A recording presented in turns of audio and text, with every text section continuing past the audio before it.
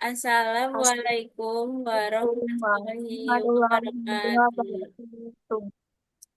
Jadi di sini kami dari kelompok HAK AKM 1 kelas C013 akan mempresentasikan hasil tugas kami dari AKM 1, yakni latihan soal E2.8 sampai E2.10. Sebelumnya kami akan memperkenalkan anggota kelompok kami terlebih dahulu. Perkenalkan, nama saya Rizky Amalia dengan NPM 24013010054. Perkenalkan, nama saya Sabila Octaviona dengan NPM 24013010074.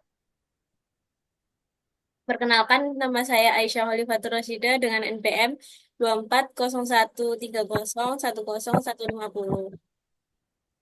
Perkenalkan, nama saya Imaniar Safitri dengan NPM 40130101075. Baik, setelah kami memperkenalkan diri, kami akan melanjutkan mempresentasikan hasil tugas kami.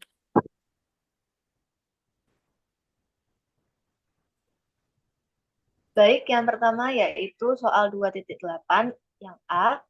Soalnya berbunyi perusahaan memutuskan bahwa demi kejelasan hanya laba bersih yang akan dilaporkan dalam laporan laba rugi. Detail mengenai pendapatan, harga pokok penjualan, dan beban dihilangkan. Jawabannya, pada dasarnya laporan laba rugi disusun untuk mencari laba bersih suatu perusahaan, yaitu dengan menghitung pendapatannya yang dikurangi dengan beban. Jika yang dilaporkan hanya laba bersih di laporan laba rugi, tanpa memberikan rincian tentang pendapatan, biaya pokok penjualan, dan beban, tentu tidak sesuai dengan praktik akuntansi standar, prinsip akuntansi yang diterima umum atau GAAP, dan standar pelaporan keuangan internasional atau IFRS, mengharuskan laporan keuangan untuk mencakup informasi rinci guna memastikan transparansi. Hal ini juga membantu investor, kreditor, dan pihak lainnya yang bergantung pada informasi keuangan yang rinci untuk membuat keputusan yang tepat terkait investasi. Jika laporan yang diberikan tidak rinci, maka akan sulit untuk menganalisis nilai rasio profitabilitas.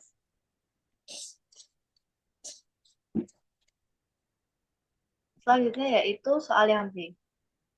Pembelian peralatan sebesar 170.000 euro sebagian dibiayai selama tahun berjalan melalui penerbitan surat utang sebesar 110.000 euro. Perusahaan mengimbangi peralatan dengan surat utang dan melaporkan aset pabrik sebesar 60.000 euro. Jawabannya, laporan yang dijelaskan perusahaan tersebut kurang akurat karena aset tetap yang dilaporkan sebesar 60.000 euro setelah mengurangi nilai pembelian peralatan 170.000 euro dengan nilai surat utang 110 euro. Ini tidak tepat karena aset tetap harus diakui berdasarkan biaya perolehannya, yaitu 170.000 euro. Oleh karena itu, laporan yang benar adalah mencatat pembelian peralatan senilai 170.000 euro yang sebagian didanai oleh surat utang sebesar 110.000 euro. Selanjutnya yaitu yang C. Weller telah melaporkan persediaan akhirnya sebesar 2.100 euro dalam laporan keuangan. Tidak ada informasi lain yang terkait dengan persediaan yang disajikan dalam laporan keuangan catatan terkait. Jawabannya, pada soal tersebut, perusahaan kurang lengkap dalam pengungkapan informasi tentang persediaan seperti FIFO atau first in first out, LIFO atau last in first out, atau rata-rata biaya. Weller seharusnya menjelaskan metode penilaiannya seperti FIFO, first in first out, atau LIFO, last in first out, atau rata-rata biaya, serta memberikan detail tentang biaya yang harus ditekankan agar memenuhi standar pelaporan yang tepat. Selanjutnya soal yang D. Perusahaan mengubah metode penilaian persediaan dari rata-rata tertimbang menjadi FIFO atau first in first out. Tidak ada penyebutan perubahan ini dalam laporan keuangan. Jawabannya, dalam praktik akuntansi standar, setiap perubahan prinsip akuntansi harus diungkapkan secara jelas pada laporan keuangan untuk memastikan transparansi dan kemampuan dibandingkan antara periode-periode berbeda. Perusahaan seharusnya menjelaskan alasan mengapa metode penilaian investor berubah dari rata-rata terbobot ke FIFO.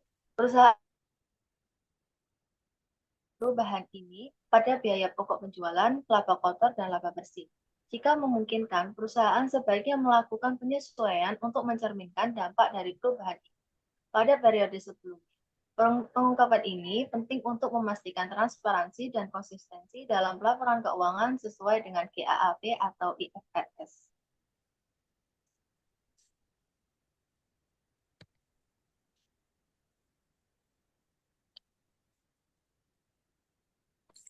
Selanjutnya, pada kasus ini, Direktur Gonzales membeli Suburban untuk keperluan pribadi yang menggunakan akun pengeluaran perusahaan dan dicatat sebagai beban lain-lain. Dalam hal ini, untuk keperluan pribadi, menggunakan akun pengeluaran perusahaan harus dicatat sebagai prive, bukan dicatat sebagai biaya lain-lain. Maka, jurnal yang benar adalah prive pada kas sebesar 29.000.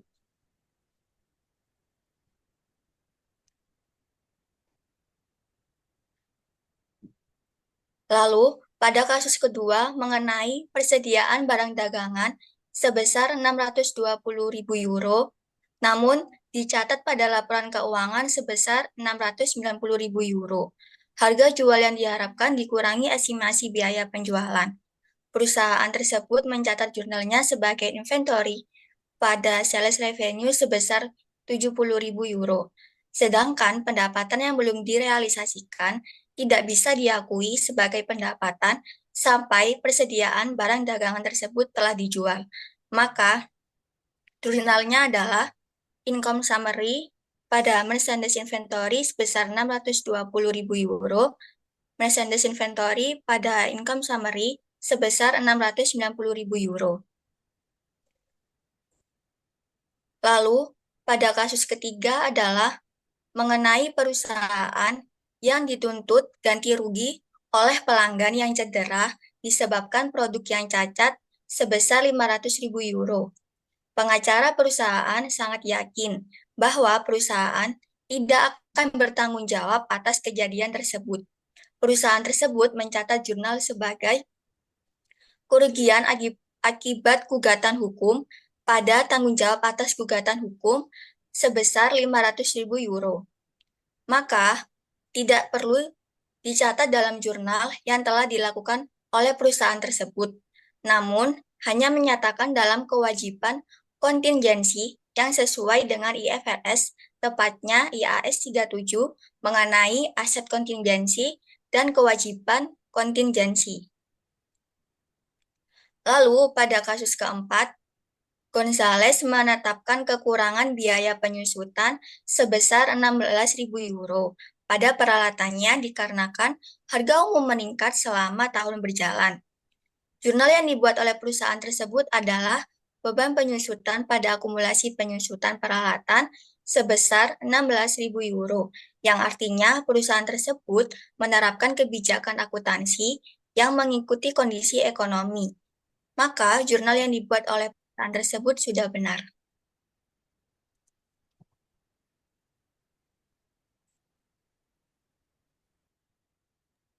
Baik, saya akan menjelaskan soal pada kasus 2D9E. Gonzales SPA telah khawatir tentang aset tidak berwujudnya dapat diuang, apakah dapat diuangkan ketika terjadi likuidasi. Oleh karena itu, goodwill yang datang dari transaksi pembelian pada tahun berjalan ditulis sebesar 800 euro sebagai berikut. Retained earnings 800.000 euro pada goodwill 800.000 euro.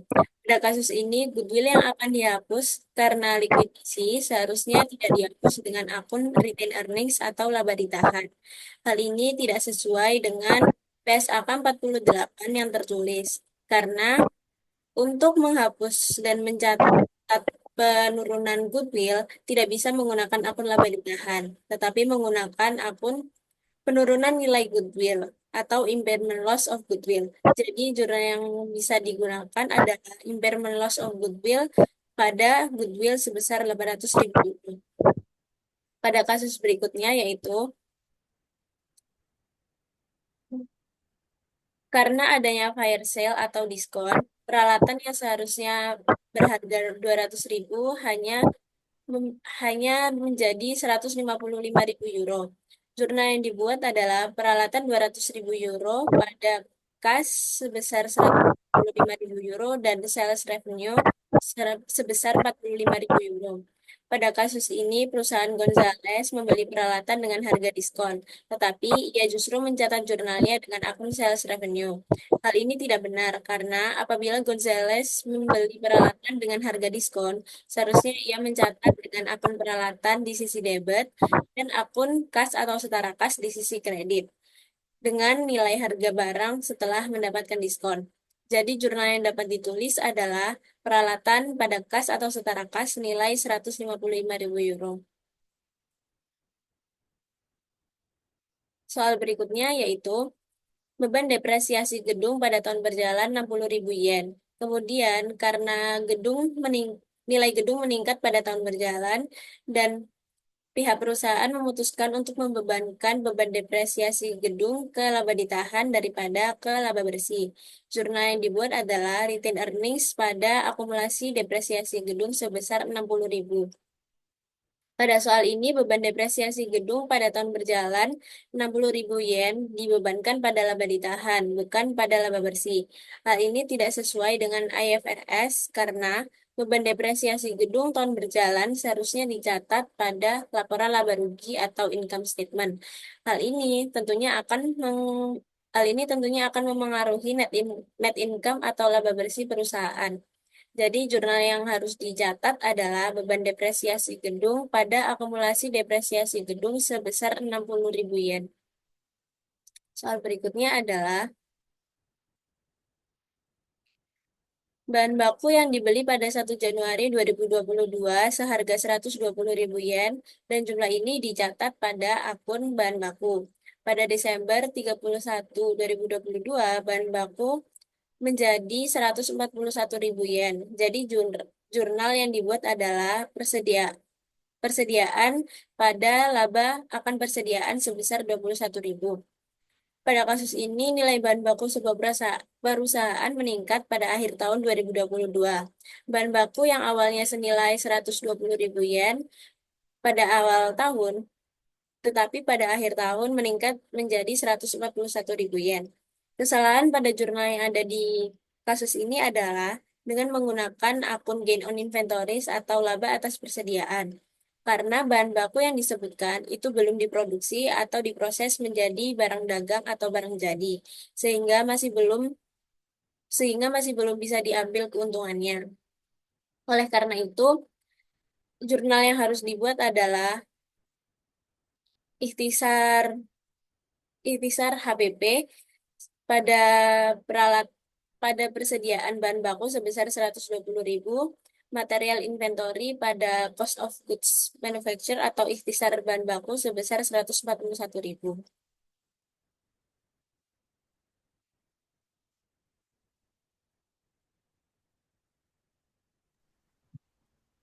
Soal berikutnya yaitu 210 pada poin C. Selama tahun tersebut, perusahaan membeli peralatan melalui penerbitan saham biasa.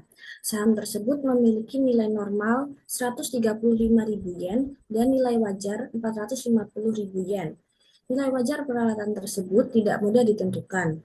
Perusahaan mencatat transaksi ini sebagai berikut.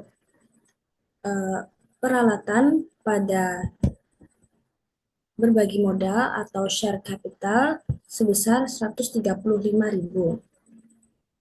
Jadi perusahaan mencatat transaksi hanya sebesar nilai nominal saham sebesar 135.000 yen, padahal seharusnya dicatat sebesar nilai wajar saham sebesar 450.000 yen karena nilai wajar peralatan tidak dapat ditentukan dengan andal.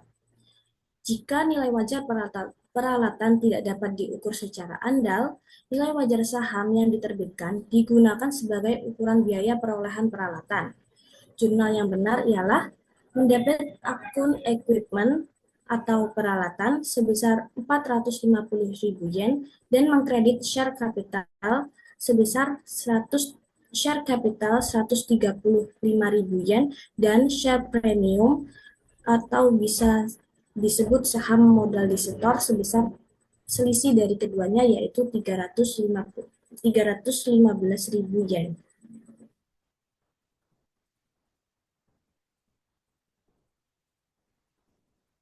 Untuk soal poin D, selama tahun tersebut, perusahaan menjual peralatan tertentu seharga 285.000 yen dan memperoleh keuntungan sebesar 69.000 yen. Karena pengawas keuangan yakin bahwa peralatan baru akan dibutuhkan dalam waktu dekat, ia memutuskan untuk menunda keuntungan tersebut dan mengamortisasikannya selama masa pakai peralatan baru yang dibeli. Jadi di sini keputusan untuk menunda keuntungan dan mengamortisasikannya selama masa pakai peralatan baru tidak sesuai dengan prinsip pengakuan pendapatan atau disebut revenue recognition dalam PSAK. Keuntungan sebesar 69.000 yen dari penjualan peralatan seharusnya diakui langsung pada saat penjualan peralatan dilakukan dan tidak boleh ditunda.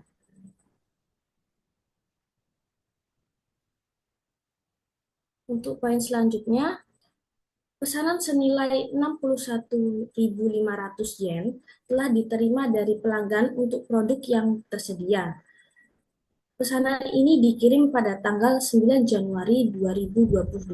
Perusahaan membuat entry berikut pada tahun 2021. Piutang usaha pada pendapatan penjualan sebesar 61.500. Jika pesanan diterima pada tahun 2021 dan barang dikirim pada Januari 2022, pengakuan pendapatan seharusnya dilakukan pada saat pengiriman barang, yaitu pada Januari 2022, bukan pada saat pesanan diterima. Namun, jika pembayaran diterima di muka pada 2021, maka pencatatan yang benar ialah pada tahun 2021, cash pada unearned revenue atau cash pada pendapatan diterima di muka sebesar 61.500 dan pada tahun 2022 saat pengiriman pendapatan diterima di muka atau unearned revenue pada pendapatan penjualan sales revenue sebesar 61.500.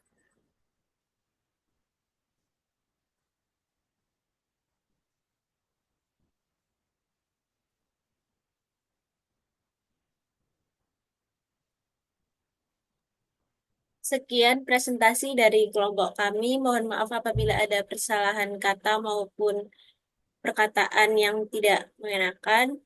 Wassalamualaikum warahmatullahi wabarakatuh. Terima kasih.